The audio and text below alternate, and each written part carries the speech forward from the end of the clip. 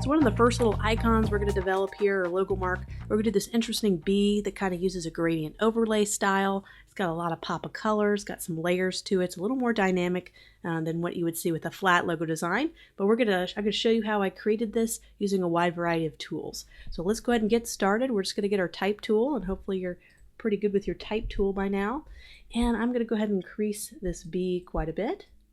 And this is just Azo Sans Black. I'm using that a lot because it's got some nice thick kind of lines to it. It's a nice chunky font, which works really, really well with this particular style.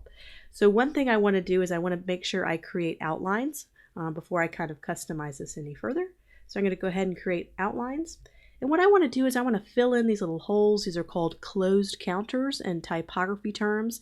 Closed counter is anything that's kind of totally enclosed by a letter. So this would be a closed counter. So I'm just going to fill that in to kind of give us more of a chance for our gradient style to kind of come through. So I'm just covering those up. And this is what's so great about that shape builder tool. I can select everything, grab it, and just go ahead and get that as one unit. So there's my bee. Of course, I can always take the curvature tool and mess around with maybe the quality of the bee if I wanted to do anything with the quality in terms of, you know, kind of how it's curving and bending if I wanted to make it my own shape, but I'm pretty happy with how it is right now. I wouldn't mind rounding the corners a little bit there, so I'm just going to select the direct selection tool, kind of zoom in and just kind of get some soft corners being created here.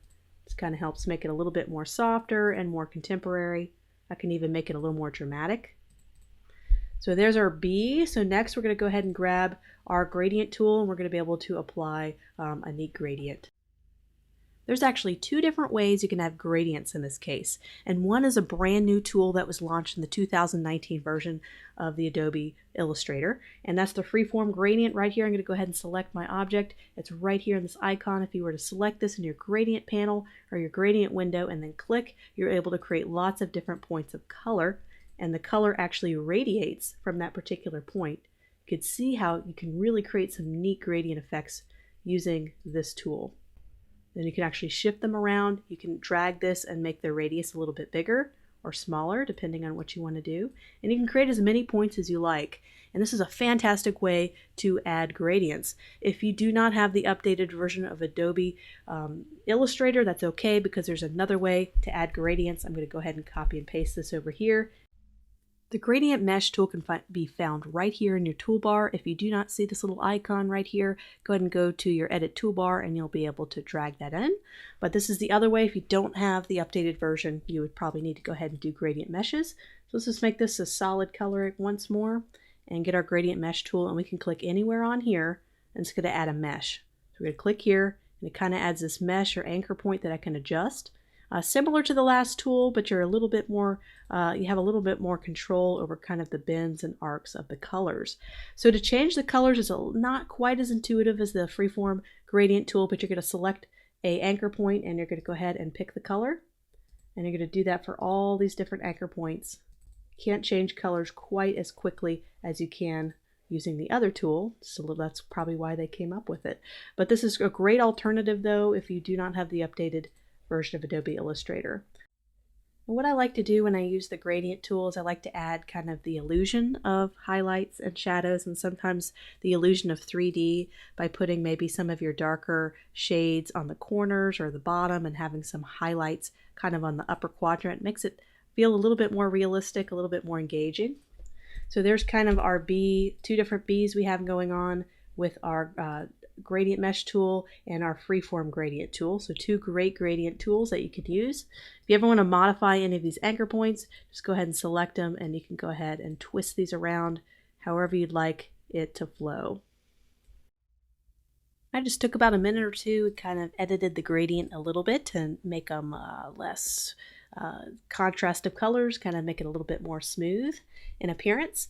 And what I'm going to do is I'm going to cut it out kind of in this example, how we're going to create all these kind of overlapping shapes. It looks like a very dynamic bee. So how we're going to do that is we're going to draw shapes on top of it and punch them out using the shape builder tool. So this is how we're going to do it. So let's go ahead and draw our first one. Let's kind of draw a line that goes all the way down here, just like a little circular line here. And we're going to switch that to a different color in a stroke so you can kind of see how it's going to overlap. What I'm going to do is I'm just going to copy and paste this on top so that we can be able to cut this shape out. So I'm going to put this on the top, arrange, send to front, make that a fill. I'm going to select this copy that we have and this image. And we're just going to go to that shape builder tool. We're going to punch this out. So we're going to punch this excess out and trim it up. And then now we have kind of a little dynamic shape that can cut into our bee. We can easily take the eyedropper tool and sample it. And then we can go back and edit the gradient and change how we need it if we wanted to go ahead and sample kind of a different lighter color. So we can go ahead and double click if we wanted to sample that lighter color. We take the little eyedropper tool and we can go ahead and sample it. So it can keep the same color palettes going here. And I'm going to sample that darker color, and maybe that we can move that out or keep that there. So that's kind of a way to add a little bit of a dynamic punch.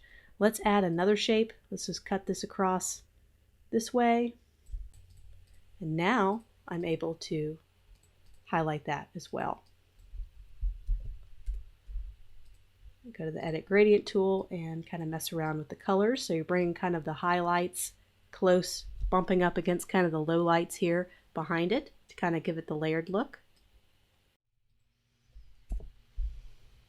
So I'm deciding just to stick with one shape for now because I think that the simplicity of that looks a little bit more beautiful, a little bit more, on trend.